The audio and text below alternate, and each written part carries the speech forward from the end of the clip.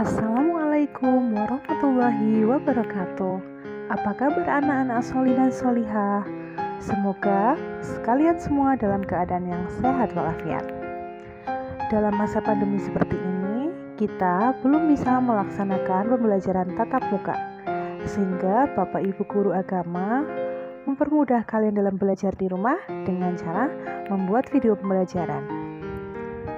Hari ini kita akan membahas pelajaran 8 dengan tema Mari Hidup Sederhana dan Ikhlas. Namun sebelum mulai pelajaran, seperti biasa, mari kita berdoa dulu. Bismillahirrahmanirrahim. Rabbi zidni ilma warzuqni fahma. Amin. Ya Allah, tambahkanlah aku ilmu dan berikanlah aku rezeki akan kepahaman. Amin. Kita langsung masuk materi ya. Pelajaran 8, tema Mari Hidup Sederhana. Perhatikan ayat berikut ini. A'udzubillahi minasyaitonirrajim. Bismillahirrahmanirrahim. Walladzina idza anfaqu lam yusrifu wa lam yaqturu wa kana baina dzalika qawama. Artinya, dan orang-orang yang apabila membelanjakan harta mereka tidak berlebihan dan tidak pula kikir, dan adalah pembelanjaan itu di tengah-tengah antara yang demikian. Quran Surat Al-Furqan ayat 67.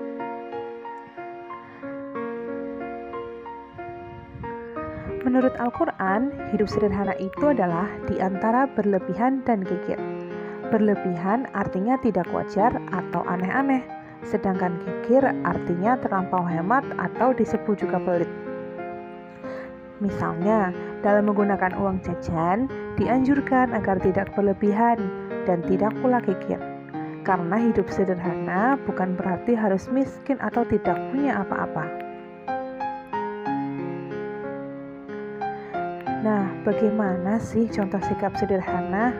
Yuk kita simak.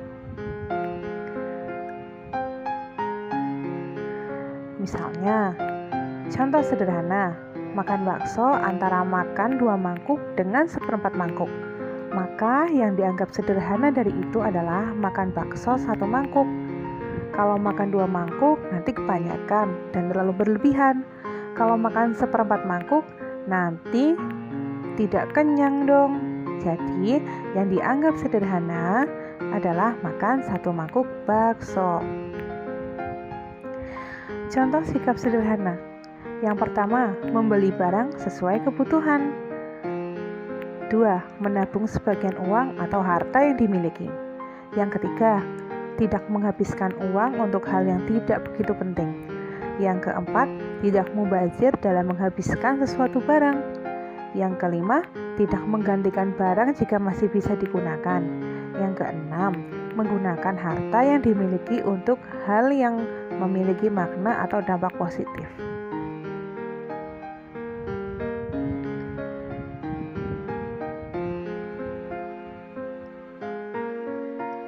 Hidup sederhana menunjukkan bahwa seseorang tidak mubazir dalam menggunakan uang atau harta yang dimiliki.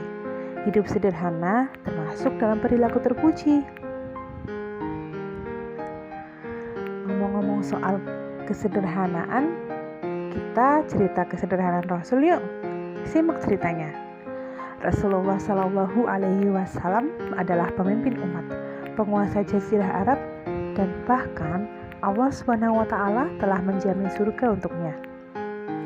Dengan status yang sedang demikian tinggi dan terhormat, sesungguhnya apa yang diinginkan Rasul tentu tak sulit untuk dikabulkan, baik oleh Allah maupun oleh umatnya.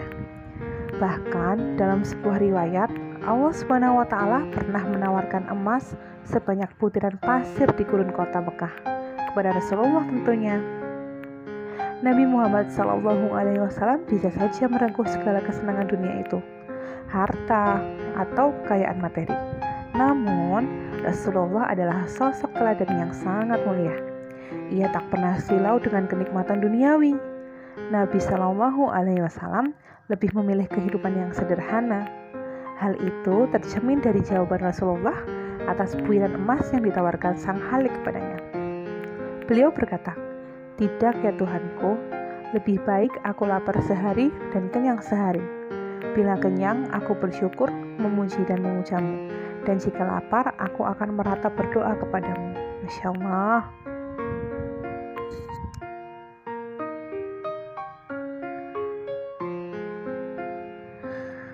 Meskipun Nabi Muhammad SAW seorang rasul dan pemimpin yang memiliki pengaruh dan kekuasaan, namun ia selalu hidup sederhana dan menghindari hidup mewah dan boros.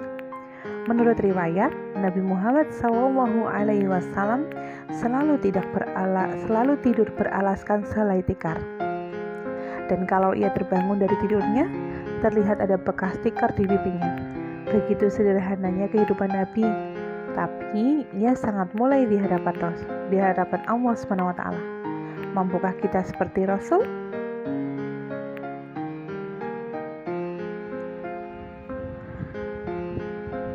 Nabi Muhammad SAW teladan kita. Ketaatan dan kesederhanaan Nabi Muhammad SAW harus dicontoh dengan segenap kemampuan kita. Orang yang hidup sederhana bukan berarti orang miskin atau nggak punya. Nah, apa sih keuntungan hidup sederhana? Keuntungan hidup sederhana. Yang pertama, orang yang hidup sederhana berarti telah mengamalkan ajaran agama dan atau perintah Allah SWT dan orang tersebut akan mendapat pahala. Yang kedua, orang yang hidup sederhana berarti telah mampu melawan godaan syaitan yang mendorong perilaku boros. Yang ketiga, orang yang hidup sederhana biasanya rendah hati dan disenangi banyak orang. Orang yang hidup sederhana tidak akan merasa resah dan gelisah. Dan yang terakhir, orang yang hidup sederhana tidak akan pernah mengambil harta milik orang lain.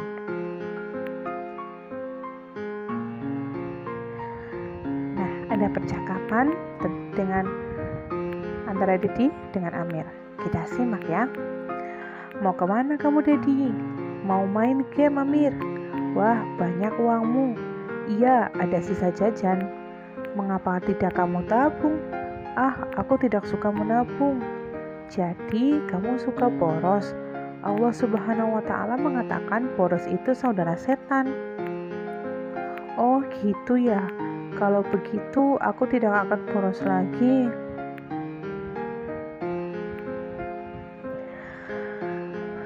Allah berfirman dalam Quran surat Al-Isra ayat 27. A'udzubillahi minasyaitonirrajim. Bismillahirrahmanirrahim. Innal mubadzirina kanu ihwanasyayatin wa kana syaitanu lirabbih kafura. Artinya, sesungguhnya pemboros-pemboros itu adalah saudara-saudara setan, dan setan itu adalah sangat ingkar kepada Tuhannya. Menurut ayat 27 surat Al-Isra tersebut, pemboros adalah saudara setan. Sedangkan setan sangat ingkar kepada Allah SWT. Berarti orang yang suka boros adalah orang yang ingkar kepada Allah SWT. Ingkar artinya tidak menuruti perintah Allah. Nah, siapa nih yang suka boros? Mau gak jadi saudara setan? Boros itu tidak baik ya. Sebenarnya semua orang bisa hidup sederhana, tergantung pada kemauannya. Mulailah dengan niat yang ikhlas untuk hidup sederhana, karena hidup sederhana adalah perintah Allah SWT. Mulailah dengan membiasakan makan dan minum sederhana, tidak berlebihan, kemudian menggunakan uang jajan secukupnya sesuai kebutuhan pokok saja. Membeli pakaian tidak selalu mengikuti model, demikian seterusnya.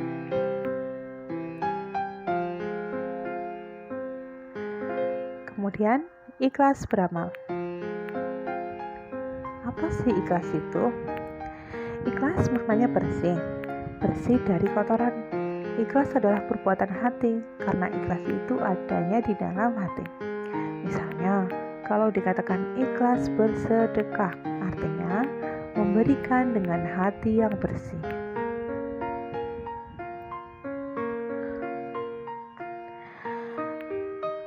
Nah, Nah, perhatikan gambarnya. Di situ ada gambar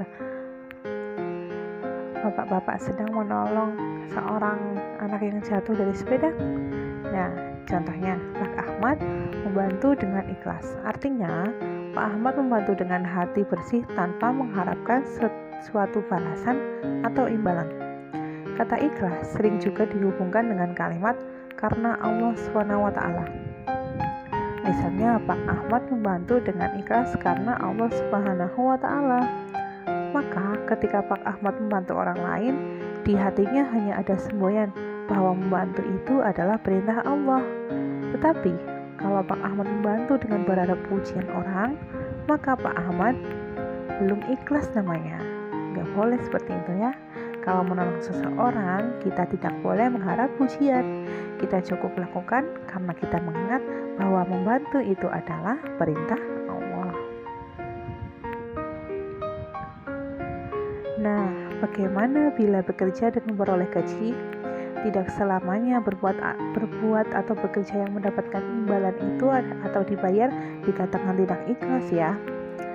Yang mendapatkan imbalan pun bisa disebut ikhlas. Contoh, ketika seseorang diminta membantu pekerjaan dengan imbalan 50.000, berarti orang tersebut sudah ikhlas membantu dengan imbalan yang disepakati. Di situ tidak ada yang merasa dirugikan ataupun yang mendapat pujian.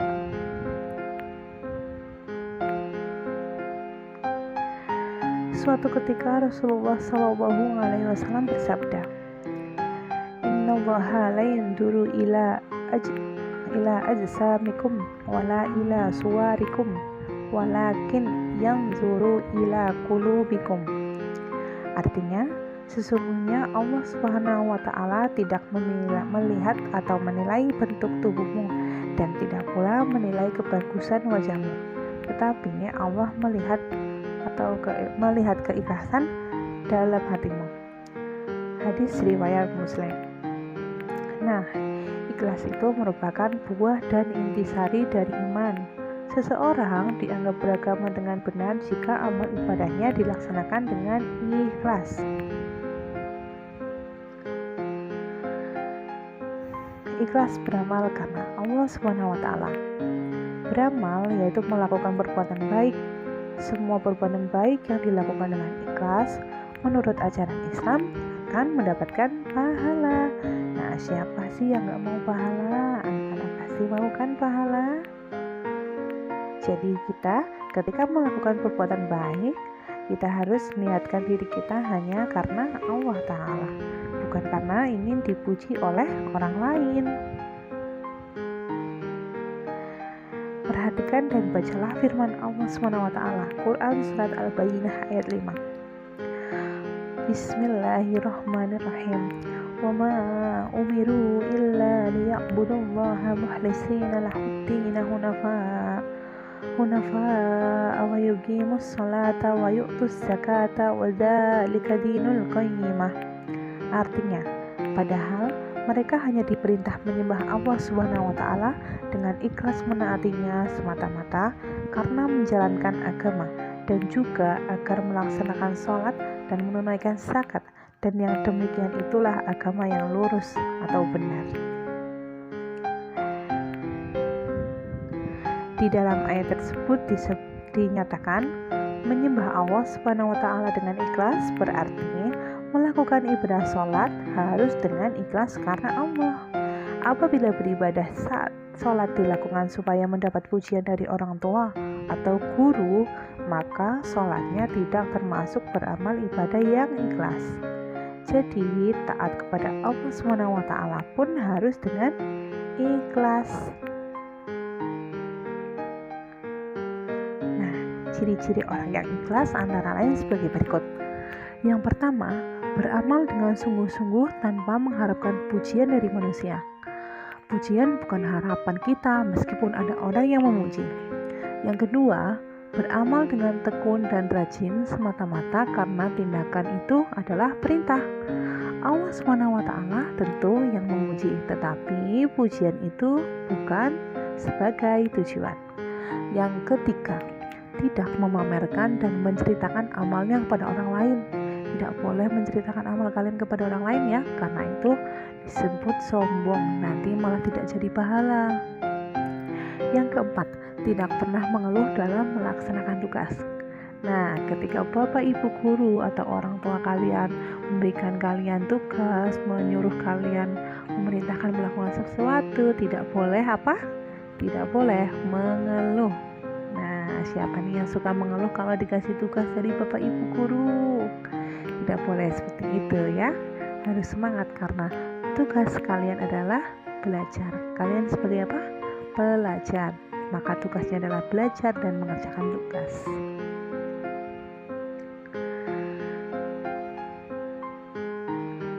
Nah, dari penjelasan tadi kita bisa rangkum. Yang pertama, hidup sederhana ialah tidak boros dan tidak kikir. Yang kedua, semua amal ibadah harus dilakukan dengan ikhlas karena Allah Subhanahu wa taala. Yang ketiga, hidup sederhana disenangi Allah Subhanahu wa taala dan manusia. Yang keempat, hidup sederhana bukanlah harus miskin. Yang kelima, boros adalah ciri-ciri orang ingkar kepada Allah Subhanahu wa taala. Yang keenam, kebiasaan boros dapat mempersulit hidup.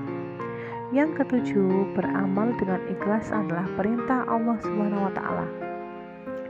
Orang yang ikhlas tidak pernah mengeluh dalam melaksanakan tugas. Nah, setelah penjelasan tadi, anak-anak diharapkan sudah paham dengan hidup sederhana dan ikhlas. Di sini ada ayo berlatih. Ada 5 soal, silahkan kalian jawab pertanyaan ini di buku tulis kalian, buku tulis agama. Jawab 5 pertanyaan ini dengan benar, sesuai dengan kemampuan kalian masing-masing. Nanti kalau sudah dikerjakan, silahkan setorkan ke bapak atau ibu guru kalian masing-masing. Mungkin hanya itu yang dapat Bu Guru sampaikan, kurang lebihnya Bu Guru mohon maaf. Marilah kita tutup pelajaran hari ini dengan doa kafaratul majelis. Bismillahirrahmanirrahim. Subhanakallahumma wa bihamdika asyhadu an la ilaha illa anta astaghfiruka wa atubu ilaik. Amin. Wabillahi taufiq wal hidayah. Wassalamualaikum warahmatullahi wabarakatuh.